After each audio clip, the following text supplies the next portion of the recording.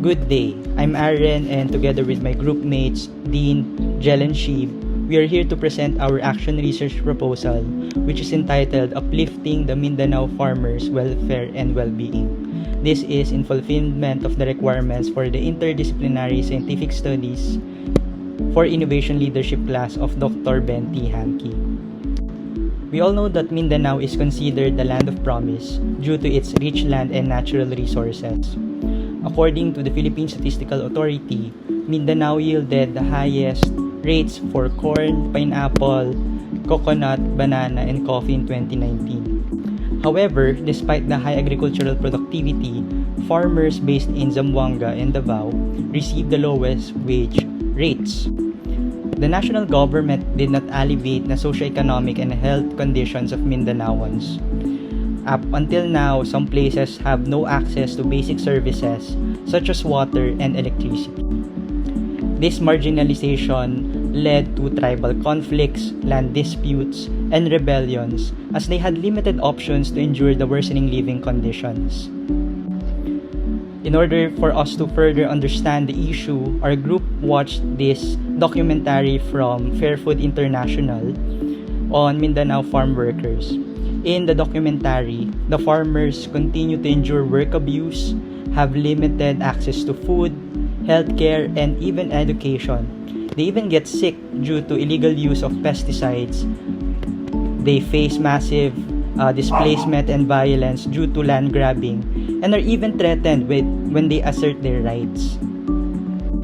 To further boost our understanding of the issue, we interviewed Dr. Jose Victor D. Jimenez, a history professor at De La Salle University.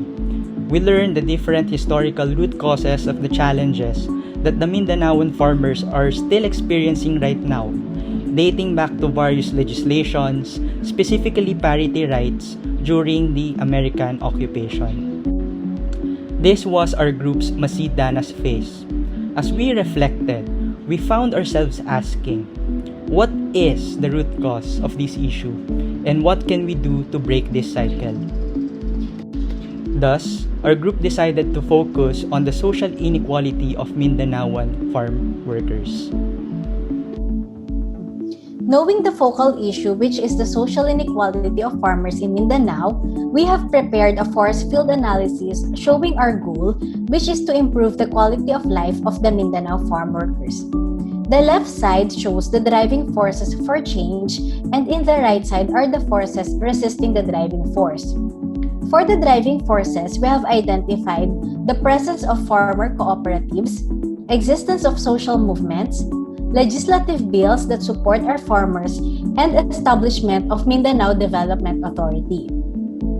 On the other hand, we have also identified the forces restraining the driving factors such as extractive capitalism, post-colonialism effects, pesticide usage affecting health, land dispossession caused by plantation expansion, unjust plantation agreements, inequitable laws such as the imposition of parity rights, lack of adequate government support, unfair labor practices, natural disaster or calamities, and lastly, the armed conflict and violence.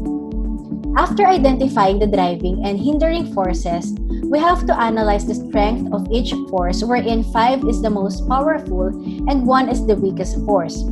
The longer the arrow, the greater is the influence on the change or in the goal. As you can see, the restraining forces are more powerful than the driving forces.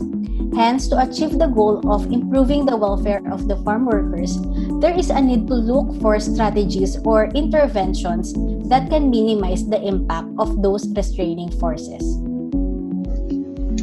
This is the laminated system of social inequality among farmers in Mindanao. The most emergent, poor infrastructure and lack of government support. Mindanaoans have the lowest access to safe drinking water, electricity, toilet, and health facility. Inadequate agricultural, social, and medical services are often afflicted to poor agricultural communities. Poor access to agricultural infrastructure, facilities, technology, and farming activity finances will affect the farmer's crop yield. This poor support and infrastructure led to extractive capitalism. Since government does not have an adequate support and protection of our farmers, unjust trade of products, labor practices, limited opportunities are still existing for the company's profit, leaving our farmers with no choice but to be exploited. This extractive capitalism further caused to discriminatory land laws that allows the top priority of beneficiary land distribution are the ones who actually working at the land regardless that there are communities with ancestral domain claims.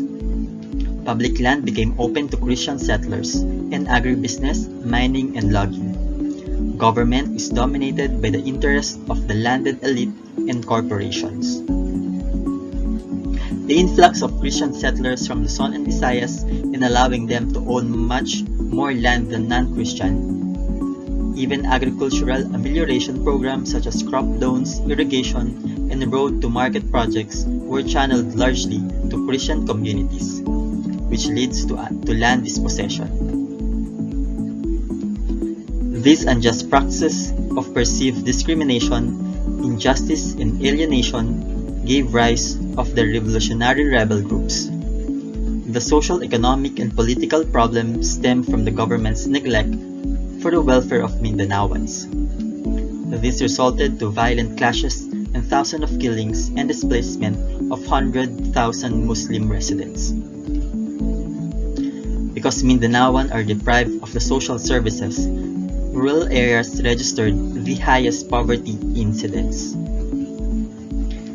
And lastly, poor regions in Mindanao only cultivate and eat carbohydrate-based diets due to lack of diverse food sources and unable to earn enough for food and non-food needs. For this reason, widespread malnutrition is observed among the family of farmers in Mindanao. Let us proceed to our group's proposed interventions. The institutional theory is applied in our research. For the regulative elements, there are existing laws that would supposedly help the farmers, but we deem that these are not inclusive.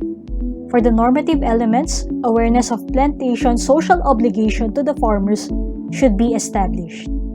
For cultural cognitive elements, we can build shared understanding through FGDs with the farmers and LGUs. Anchoring on critical realism approach, a silent reflection framework, and action research, our group has proposed the following actions. First, we recommend to amend CARP law to make the provisions inclusive to the farmers. Laws that will support the farmers should be implemented properly. We also recommend FGDs for us to listen to the needs of the farmers, enforce agreements with plantations to make them socially responsible, and invest in equipment to streamline farming activities. Also, we recommend to ensure food security and extend health services as this will improve the quality of the farmers' lives.